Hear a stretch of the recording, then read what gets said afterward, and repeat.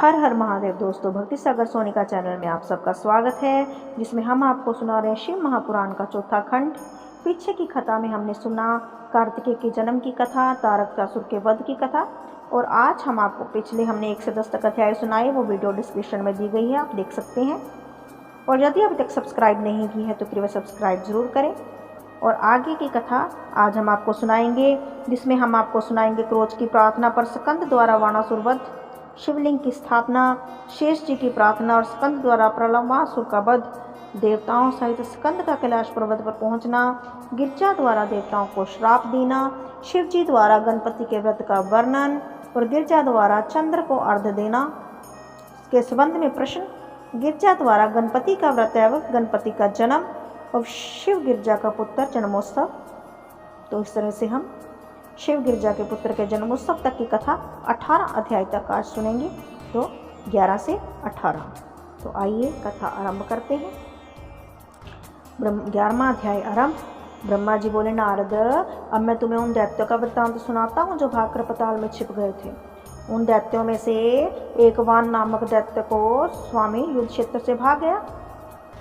वे वहाँ से कोंच द्वीप में जाकर नाना प्रकार के उपद्रव करने लगा। उसने कोंच के सिर में अपना एक पैर इस प्रकार मारा कि वह पर्वत घबरा कर स्कंद के पास आया और यह कहने लगा कि इस समय आपने तारक का वध करके तो संसार को दुखों से मुक्त कर दिया है, परंतु केवल मैं ही अकेला सृष्टि भर से दुखी हूँ। उसने अपना सब वृत्तांत आदि अंत तक स्कंद को सुनाया। हे प्रभु, मुझको जिसने दुख दिया है उसके साथ 8 कोटि दैत्य हैं। यदि मैं आपकी शरण में मनुष्य रूप धारण करके ना आता तो न जाने मैं क्या करता। आपके सिवाय अब कोई मेरा रक्षक नहीं, कुछ कीजिए। स्कंद ने दैत्यराज की कथा तथा तत्पात सुनकर उसको मार डालने का विचार किया। तब उन्होंने सांग साथ में लेकर शिव गिरजा का ध्यान किया और सांग क्रोध में भरकर उस दैत्य की ओर चलाई। सांग के चलने से 200 दिशाओं में क्रोध प्रकाश हो गया और क्षण भर में ही दैत्य को उनके अधिपति से जलाकर भस्म कर दिया। नारद, इस प्रकार उन दैत्यों को नष्ट करके स्कंद ने पर्वत से कहा कि अब तुम अपने घर को लौट जाओ। किस प्रकार की चिंता मत करो, क्योंकि हमने उस दैत्य को सेना सहित मार दिया है। यह सुनकर कोंच ने स्कंद की बड़ी स्तुति की तथा अपने घर को लौट गया। फिर देवताओं ने खूब उत्सव मनाए। स्कंद ने उस स्थान पर 3 शिवलिंगों की स्थापना की। इन तीनों के नाम रखे गए। पहला प्रतिगेश्वर, जो कोई उसी पूजा करेगा उसके सब व्रत पूर्ण होंगे। इसी प्रकार दूसरे का नाम कपालेश्वर तथा तीसरे का नाम कुमारेश्वर रखा गया। इन शिवलिंगों के लिए यह वरदान भी दिया कि इनकी पूजा से दोनों लोकों में सुख प्राप्त होगा। इसके पश्चात उस स्थान के निकट स्कंद ने एक जय स्तंभ स्थापित कर दिया। एक और शिवलिंग स्तंभेश्वर की भी स्थापना हो गई, जिनकी पूजा करने से सब कार्य सिद्ध होते हैं। इसके अतिरिक्त देवताओं तथा मुनीश्वरों ने एक और शिवलिंग की स्थापना की, जिसका नाम रामेश्वर, तथा मुनीश्वरों ने एक और शिवलिंग की स्थापना की, जिसका नाम रामेश्वर रखा गया। उसकी पूजा से प्रजा की सब कामनाएं सिद्ध होती हैं। बोलो शंकर भगवान की जय। 12वां अध्याय आरंभ। ब्रह्मा जी बोले, नारद, जिस समय सब देवता दैत्य लड़ाई में व्यस्त थे तथा दैत्य स्कंद जी का तेज ना सहकर चारों ओर भागे, वान दैत्य का वृत्तांत तो हम कह चुके हैं।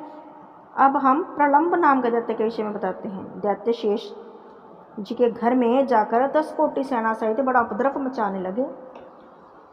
उसने अनेक मंदिरों को नष्ट भ्रष्ट किया। शेष जी के पुत्र ने प्रलंब का सामना किया, परंतु अंत में उन्हें पराजय स्वीकार करने पड़े। शेष जी के पुत्र कुमुद ने स्कंद की शरण में जाकर स्तुति की, प्रलंब के उपद्रवों की कथा सुनाई। उसने विनय की कि स्वामी, आप उसको मारकर हमारा भी कष्ट दूर करो। मेरे कहने पर शेष जी ने उस दैत्य को नष्ट करने के लिए स्कंद से विनती की। स्कंद ने यह सुनकर अपनी शक्ति को उठा लिया, तो शिव जी अब गिरजा का ध्यान धरा और शक्ति फेंकी। शक्ति के प्रकाश से पूर्ण संसार प्रकाशित हो गया। तब उसने 7 पताल लांघकर शीघ्र ही 10 करोड़ दैत्यों को प्रलंब सहित मारकर भस्म कर दिया। सबका नाश करके फिर उसी प्रकार स्कंद के हाथ में वह शक्ति वापस। तब स्कंद ने कुमुद से कहा कि हमने अपनी शक्ति द्वारा प्रलंब का नाश कर दिया, अब तुम निर्भय होकर जाओ। शेष जी समय तो स्कंद की सेवा में तत्पर रही तथा कुमुद उनका आदेश पाकर वहां से लौट गए। देवताओं ने विविध प्रकार से उत्सव किए।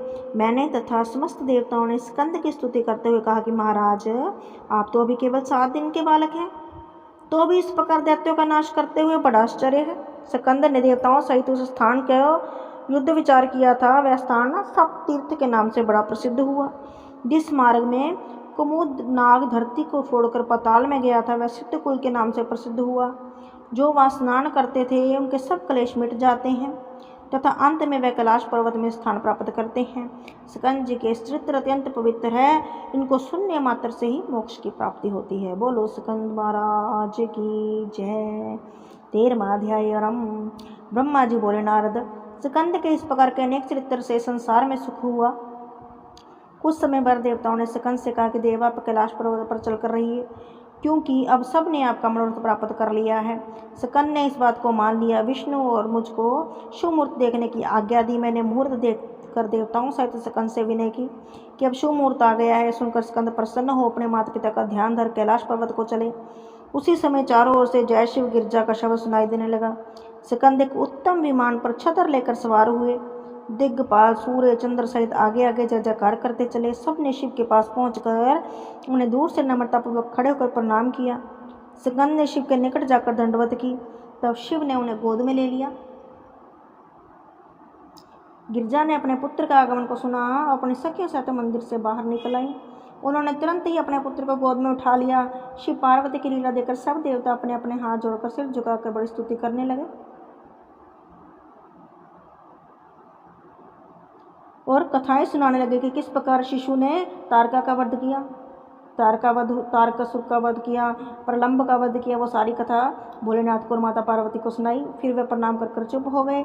नारद, शिव ने अपने दया दृष्टि से सबको देखते हुए कहा कि मैंने केवल तुम्हारे लिए ही यह अवतार लेकर विवाह किया है। यह स्कंद मुझे बहुत प्रिय है, इसने तारक का वध किया। अब तुम अपने अपने घरों में जाकर प्रसन्नतापूर्वक रहो। हम इसी प्रकार सदैव तुम्हारे नंद को चाहते रहेंगे। यह कहकर शिव ने सबको विदा किया। फिर स्कंद ने कुशल पूर्वक लौट आने के कारण उन्होंने ब्राह्मणों को बहुत दान दिया तथा बहुत उत्सव किया। यह देखकर भैरव आदि गण बहुत प्रसन्न हुए। देवता आदि सब अपने अपने घरों में पहुंचकर आनंद के बाजे बजाने लगे। हमने तुम्हें स्कंद का वृत्तांत जितना कि हमें मालूम है क्या सुनाया है। यह चित्र सब दुखों को दूर करने वाला है, आनंददायक है। इसको सुनने से सब दुख विपत्तियां नष्ट हो जाती हैं। इस चरित्र को सुनने तथा सुनाने वाले परलोक में शुभ गति को प्राप्त होती हैं। इसके सुनने से सौभाग्य बढ़ता है, शिव की साम्यत प्राप्त होती है। गिरजा तो अपने भक्तों की सदा सहायक है। नारद, अब तुम क्या सुनना चाहते हो बताओ। 13वां अध्याय समाप्तम। 14वां अध्याय आरंभ। नारद जी बोले, ब्रह्मा जी, स्कंद का चरित्र सुनकर मुझे बड़ी प्रसन्नता हुई। अब आप शिव गिरजा के अन्य चरित्रों के बारे में बताइए। मैं आपसे एक प्रश्न करता हूँ, आशा है कि आप उसका उत्तर देंगे। आप मुझे गणपति का चरित्र भी सुनाइए कि कैसे गणेश जी का जन्म हुआ, कैसे उत्पन्न हुए। पंचदेव के पूजन में कोई जो आज्ञा दी गई है उसमें गणपति जी भी हैं। उनके किस समय पूजा की गई, तीनों लोगों को उन्होंने किस प्रकार जीता तथा उन्होंने किस प्रकार इतनी ख्याति प्राप्त की है, आप मुझे बताइए। मैंने कई बार सुना है कि गणपति जी भी गिरजा के पुत्र हैं। मुझे उनके जन्म की कथा भी सुननी है। मुझे इसमें बड़ा संशय है कि दोनों बातें एक साथ कैसे हो सकती हैं। सुनकर ब्रह्मा जी बोले, नारद, तुमने वास्तव में बहुत अच्छा प्रश्न किया है। हम तुम्हें गणपति की उत्पत्ति के बारे में भी बताते हैं। गणपति विष्णु आदि के समान ही प्राचीन देवता हैं। वे अलग अलग पांचों देवताओं में बटे हुए हैं। उन्होंने अनेक लीलाएं या चित्र किए जिनको हम थोड़ा सा बताते हैं। नारद, जब शिव जी गिरजा के साथ विवाह करके अंतपुर में विहार करने लगे तब शिव एवं गिरजा में ऐसा प्रेम बढ़ा कि उन्हें रात दिन व्यतीत होते हुए कुछ भी न पता चला। यह दशा देखकर सब देवता मेरे पास आए। तब मैं भी चिंतित होकर उन सबको साथ लेकर विष्णु जी के पास पहुंचा, स्तुति करने लगा और वृत्तांत कह सुनाया कि शिव जी एक सहस्त्र देवी वर्षों से विहार कर रहे हैं। पता नहीं ऐसे विहार से कैसा पुत्र उत्पन्न होगा। अस्तु आप ही इसके विषय में कुछ बतावें। विष्णु जी यह सुनकर बोले, ब्रह्मा, सब उचित तथा शुभ ही होगा। हमको ऐसी युक्ति करनी चाहिए कि शिव जी का वीर्य किसी प्रकार से पृथ्वी पर गिर पड़े, जिससे गिरजा से पुत्र ना उत्पन्न होने पावे, नहीं तो वह ब्रह्मांड भर को जलाकर भस्म कर देगा। यह सुनने के पश्चात मैं तो अपने घर चला गया। अन्य देवता कैलाश पर्वत को पहुंच गए। देवताओं ने शिव जी के द्वार पर जाकर उन्हें आवाजें दी। तब शिव जी बाहर निकल कर आए। उसी समय देवताओं ने प्रणाम करके स्तुति की और कहा, प्रभु, अब आप संसार को पवित्र करें। शिव जी देवताओं का आशय समझ कहने लगे कि मैंने तुम्हारे मनोरथ को अच्छी तरह समझ लिया। तुमने व्यर्थ ही मेरे नंद में विघ्न डाला। यह बहुत ही बुरा हुआ। सब मेरा वीर सिर से नीचे की ओर आता है। उसको तुमसे कौन लेता है। यह कहकर उन्होंने अपना वीर्य पृथ्वी पर फेंक दिया, जिसके तेज से अब और प्रकाश हो गया। उसी समय अग्नि कपोत का रूप धारण कर उस वीर्य को खा गया। फिर जब वे उड़कर आकाश को चले तो उस वीर्य को धारण करने की शक्ति ना पाकर उन्होंने उसे पृथ्वी पर फेंक दिया। उसके गिरने से पहाड़ भी कांप उठे। इस प्रकार स्कंद की उत्पत्ति हुई, जिसके विषय में हम पहले बता चुके हैं। हे नारद, अब हम तुम्हें गणपति के विषय में बतलाते हैं। इस घटना के घटते समय शिव जी ने सभी देवताओं से कहा कि तुम लोग शीघ्र ही हमारे पास से भाग जाओ। ऐसा ना हो कि गिरजा इस बात को जानकर तुम पर क्रोध करे या सुनकर देवता वहाँ से भागे। शिव जी उनको भागने का चित्र देखते रहे। उसी समय गिरजा ने आकर देवताओं पर महाक्रोध किया, जिससे ऐसा प्रतीत होने लगा कि अभी प्रलय होगी। गिरजा ने देवताओं को शाप दे दिया। शाप दे चुकने के पश्चात भी उनका क्रोध शांत नहीं हुआ। उनका शरीर दुखी की अधिकता के कारण शिथिल हो गया। शिव जी ने गिरजा को इस प्रकार दुखी देकर गोद में उठा लिया था। बहुत सी प्रेम की बातें की और उन्होंने उन्हें समझाते हुए कहा कि गिरजे, तुम मुझसे इस प्रकार क्यों प्रसन्न हो? मेरा कोई अपराध नहीं है। यदि अनजाने में कोई अपराध हो गया तो क्षमा करो। तुम्हारे बिना मानो हम अंगहीन हैं। तुम तो सबकी माता हो, तुम्हारे अधीन तो तीनों लोग हैं। बिना तुम्हारे सब निर्बल हैं। अप्रसन्न होकर तुम हमारे साथ सबके दुख को दूर करो। 15वां अध्याय आरंभ। ब्रह्मा जी बोले, नारद, शिव जी के वचन सुनकर गिरजा बोली, नाथ, क्या आप मेरे दुख को नहीं जानते? संसार में संतानहीन होने के बराबर कोई दुख नहीं। मेरा पहला जन्म बिना संतान के व्यतीत हो गया। अब यह जन्म भी उसी प्रकार बीतना चाहता है। देवताओं ने मेरे साथ छल करके मुझे बांझ बनाकर बहुत दुख पहुंचाया। यदि पुत्र ना हो तो संसार के शस्त्र ऐश्वर्य पर अधिकार है। जब गुणवान पुत्र उत्पन्न होता है तभी लोक में शुभ कर्मों का फल प्राप्त होता है। यह कहकर गिरजा बहुत रोई। तब शिव ने गिरजा को उठाकर हृदय से लगाते हुए कहा कि गिरजा, तुमको ऐसा उपाय बताते हैं जिससे तीनों लोकों में सब कार्य पूर्ण होंगे। मैं, विष्णु, ब्रह्मा सब उनके वश में हैं। हम उसको अपना गुरु अर्थात गणपति कहते हैं। वह हमारा मुख्य रूप है, जिसकी सेवा से समस्त दुख दूर होकर सुख की प्राप्ति होती है। तुम 1 वर्ष तक उसका व्रत करो तो तुम्हारा मनोरथ सफल हो जाएगा। उनका नाम है समस्त कष्टों को दूर करने वाला तथा आनंददायक है। यह व्रत कृष्ण पक्ष की चौथ को किया जाता है। यह व्रत गणेश चौथ का व्रत कहलाता है। उस व्रत को रखकर पवित्रता पूर्वक चंद्रमा को उदय होते ही पूजा करें। यह व्रत समस्त व्रतों को राज तथा प्रत्येक इच्छा की पूर्ति करने वाला है। जिस प्रकार सब मंत्रों में प्रणव, हमारे भक्तों में विष्णु, नदियों में गंगा, इंद्रियों में मन, बड़ों में माता, पुरियों में काशी और सहायका में भाई तथा पुत्र, नक्षत्रों में चंद्रमा, मंत्र गणों में पंचाक्षरी, बीज मंत्रों में प्रणव और पुराणों में भारत तथा आश्रम में संन्यास उत्तम है, उसी प्रकार सब देवताओं में शिव के भक्ति महान है। इस प्रकार गणेश चौथ का व्रत भी सब व्रतों में बड़ा है। तो हमने देखा कि भोलेनाथ ने माता पार्वती को पुत्र प्राप्ति के लिए गणेश चौथ का 1 वर्ष के लिए व्रत करने के लिए कहा और गणेश चौथ की महानता बताई। कलयुग में राजा शेषसेन ने इस व्रत को करके बड़ा आनंद प्राप्त किया। मनु की स्त्री शत्रुपा ने भी इस व्रत को किया और 2 पुत्र प्राप्त किए। कदरम की पत्नी ने भी इस व्रत को द्वारा कपिल नाम विष्णु अवतार की प्राप्ति की। वशिष्ठ की स्त्री ने यह व्रत किया तो शक्ति नामक पुत्र को उत्पन्न किया। इस प्रकार इस व्रत को प्रभाव से अनेक मनुष्यों ने पुत्रों की प्राप्ति की है। गिरजे, तुम भी इस व्रत को प्रभाव को अवश्य पुत्र प्राप्त करोगी। गिरजा ने शिव जी के मुख से गणेश चौथ के व्रत की महिमा को सुना और स्वामी, मैं ये व्रत अवश्य करूंगी। शिव जी बोले, देवी, कृष्ण पक्ष की चतुर्दशी को शुद्ध हृदय से प्रातःकाल उठकर स्नान करें। कुछ करना उचित है वह सब करें। इसके पश्चात व्रत की दृढ़ इच्छा कर संकल्प करें। हे गणेश, आज हम तुम्हारा व्रत करते हैं, हमारा मनोरथ पूर्ण करना। हे गणपति, हमारे व्रत भली प्रकार से पूर्ण हो जाए और हमारे सब दुख दूर हो जाएं। तुम सबको जानते हो, सब फलों के दाता हो तथा वेदों ने तुमको विघ्नहर्ता कहा है। इस प्रकार हृदय में संकल्प करके चतुर्थी के दिन गणपति की वार्ता में ही दिन व्यतीत करें। कथा पूजा सामग्री इकट्ठी करें। फिर गणेश जी की पूजा के लिए अच्छा स्थान तैयार करें। गणेश जी की मूर्ति सोने, चांदी, तांबे, गोबर जैसी समर्था हो बनावें। शुभ स्थान पर रखकर कलश स्थापित करें। इसके ऊपर दीपक रखें। इसके पश्चात ध्यान लगाकर पूजा करें।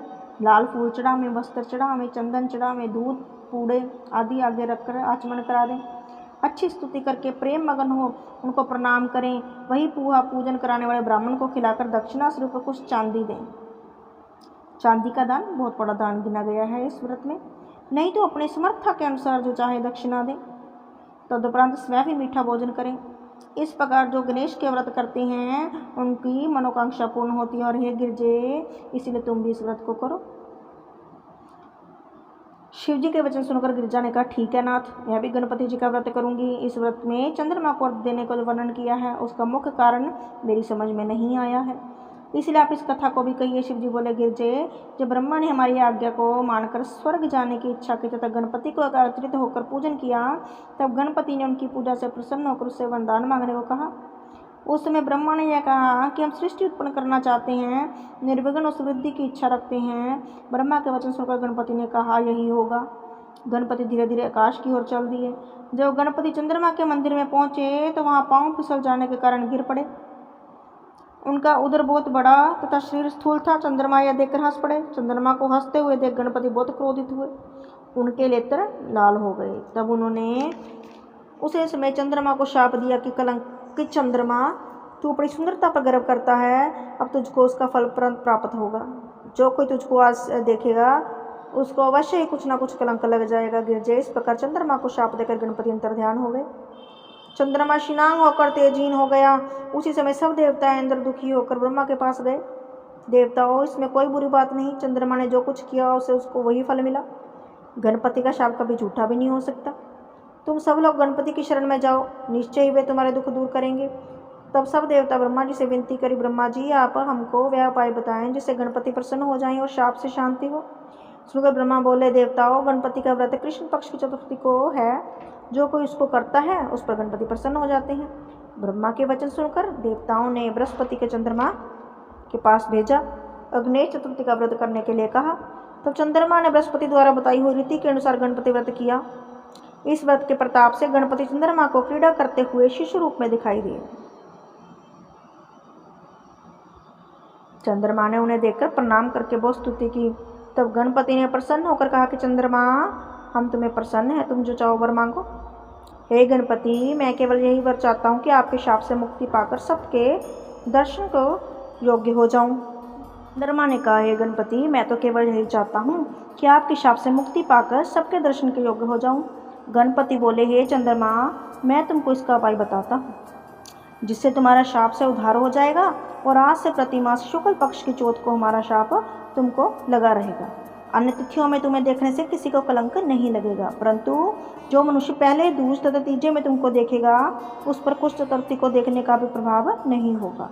परंतु साथ ही हम तुम्हें यह भी कहते हैं कि हमारा पहला वचन भी झूठा नहीं होगा, अर्थात जो मनुष्य भादों के शुक्ल पक्ष की चौथ को तुम्हें देखेगा उसको बराबर वर्ष भर कलंक लगा करेंगे। हे गिरजे, गणपति के मुख से ऐसे वचन सुनकर चंद्रमा ने कहा कि हे गणपति, अब मुझे शाप से भी दूर करना होने की कोई युक्ति बताइए। तब गणपति बोले, चंद्रमा, जो मनुष्य प्रति मास की कृष्ण पक्ष की चौथ को तुम्हारे उदय होने के समय मेरी तथा रोहिणी सहित तुम्हारी पूजा करेगा, तुमको अर्घ्य देगा, हमारी कथा सुनकर ब्रह्म भोज करेगा और स्वयं नमक आदि त्याग कर केवल मीठा ही भोजन करेगा, उसको चौथ का दोष जो वर्णन किया है वह प्राप्त नहीं होगा। जब भादो मास का आरंभ हो तो शुक्ल पक्ष की चौथ को हमारी पूजा करे, उस व्रत से सब प्रकार के क्लेश दूर हो जाएंगे तथा उस मनुष्य को चौथ के कुछ कलंक नहीं लगेंगे। चंद्रमा से इतना कहकर गणपति अंतर्ध्यान हो गए और चंद्रमा फिर अपना तेज प्राप्त कर प्रसन्न हुआ। है गिरजे, इस कथा को सुनने से भी पाप समूल नष्ट हो जाते हैं, इसमें कोई संदेह नहीं। इस व्रत को करने से पुत्र के अतिरिक्त जो भी मनोरथ है वो सब पूर्ण होते हैं। बोलो गणपति महाराज की जय। 17वां अध्याय। ब्रह्मा जी बोले, नारद, शिव जी के वचन सुनकर गिरिजा ने ब्राह्मणों को बुलाकर शुद्ध मन से नियम अनुसार व्रत आरंभ कर दिया। अनेक प्रकार की वस्तुएं चढ़ाई, पुए बनाए, गणपति को भेंट किए। उन्होंने उत्तम रीति से ब्रह्म भोज कर स्वयं भी भोजन किया। इस प्रकार गिरिजा प्रतिमास व्रत रखकर भली प्रकार दान दक्षिणा देती। जब एक वर्ष पूरा हो गया तो उन्होंने दान दक्षिणा आदि देकर एक व्रत उत्सव की आयोजन किया जिसमें बहुत गाना बजाना हुआ। व्रत पूर्ण होने के पश्चात गिरिजा अत्यंत प्रसन्न हुई। उन्होंने शिव जी की ओर बारंबार देखा। तब शिव जी ने उन्हें अपनी माया जानकर अपने हृदय से लगा लिया। फिर गिरिजा का मनोरथ समझकर शिव जी ने चंदन के एक वन में जो उस पर्वत पर ही था जहाँ सुख का संपूर्ण सामग्री उपलब्ध थी, गिरिजा के साथ विहार किया। तब गणपति उस स्थान पर ऐसा स्वरूप बनाकर आए कि वे बहुत भूखे प्यासे नंगे दरिद्री हैं। महादीन कोई का शब्द बोलते हुए, दांत मैले कुचैले, हाथ में डंडा लिए हुए बहुत ही दुर्बल थे। दुखियाते हुए शिव जी से बोले, शिव तुम क्या करते हो? 7 दिन से हमने कुछ नहीं खाया तो हम बहुत भूखे प्यासे हैं, भोजन चाहिए। तुम हमें भोजन कराकर जल पिलाओ। यह सुनकर शिव जी तुरंत उठ खड़े हुए, जिससे उनका वीर उसी स्थान पर गिर पड़ा। गिरजा भी तुरंत उठकर अपने वस्त्र पहना शिव जी के साथ द्वार पर आई। उन्होंने ब्राह्मण को प्रणाम किया तथा बड़ी स्तुति की। शिव जी उससे इस प्रकार बोले, ब्राह्मण, तुम्हारा नाम क्या है? हमारा सौभाग्य है जो तुम यहाँ पधारे। इसी समय तुम यहाँ अतिथि रूप में आए हो। अतिथि की सेवा सुख से बराबर है। गिरजा ने भी कहा कि ब्राह्मण, ऐसे धूप में तुम कहाँ से पधारे हो? जो गृहस्थ अतिथि के चरणों को जल से धोकर उसे चरणामृत को पीता है, उसे सब तीर्थों का फल प्राप्त होता है। यह सुनकर सब उस ब्राह्मण ने कहा, गिरजे, तुम धन्य हो। मैं बहुत भूखा प्यासा हूँ, कृपा करके मुझे भोजन तथा जल दो। गिरजा ने उसी समय ब्राह्मण को तो उत्तम भोजन कराया। भोजन कराने के पश्चात ब्राह्मण को तृप्त होकर प्रसन्नतापूर्वक, गिरजे, तुम्हारी कामना पूर्ण हो। तुमको संसार रीति विरुद्ध ऐसे पुत्र की प्राप्ति हो जो गर्भ से उत्पन्न ना हुआ हो।